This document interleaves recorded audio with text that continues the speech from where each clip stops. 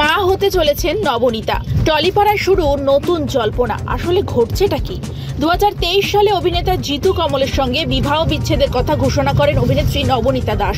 বিগত বেশ কয়েক মাস ধরেই তারা আলাদা থাকছেন। এরই মধ্যে নবনীতাকে ঘিরে এক অন্য খবরে শোরগোল শুরু হয়েছে টলিপাড়ায়। শোনা যাচ্ছে অভিনেত্রী নাকি মা হতে চলেছেন।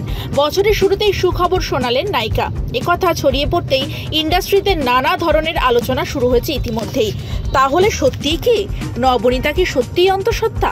খোঁজ নিয়ে জানা গেল অভিনেত্রী যে মা হতে চলেছে তা সত্য, তবে সেটা বাস্তবে নয়। সবটাই ঘটেছে ছোট পর্দায়। এই মুহূর্তে বিয়ের ফুল সিরিয়ালের কলি চরিত্রে অভিনয় করেছে নবনীতা। সেখানে তার চরিত্রে তাকে অন্তঃসত্ত্বা করা হয়েছে। এমনিতে নবনীতাকে নিয়ে আলোচনার শেষ নেই। তার মধ্যে এই খবর প্রকাশ্যে আসার পর গুঞ্জন আরও জোরালো হয়েছে। যদিও প্রোমো দেখার পর সকলেই বুঝতে পেরেছে আসল সত্যটা কি। বিয়ের ফুল সিরিয়ালের মাধ্যমে বহুদিন পর পর্দায় দেখা যাচ্ছে নবনীতা এবং রাজা গোস্বামী জুটিকে। পুরনো জুটিকে পর্দায় দেখে দর্শকদের একাংশ বেশ উত্তেজিত। এই মুহূর্তে গল্পে অন্তঃসত্ত্বা অবস্থায় অনেক বাধা বিপত্তির সম্মুখীন হতে হচ্ছে কলিকে।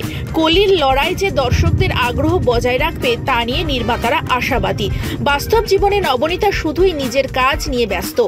বিচ্ছেদের পর নিজের মতো করে জীবন গুছিয়ে নেওয়ার চেষ্টা করছেন। তবে মাঝে মাঝেই পুরনো স্মৃতিতে ডুব দেন নায়িকা। তার সমাজ মাধ্যমের পাতায় অনেক সময় দেখা যায় জিতুর সঙ্গে কাটানো ভালো মুহূর্তের ছবি।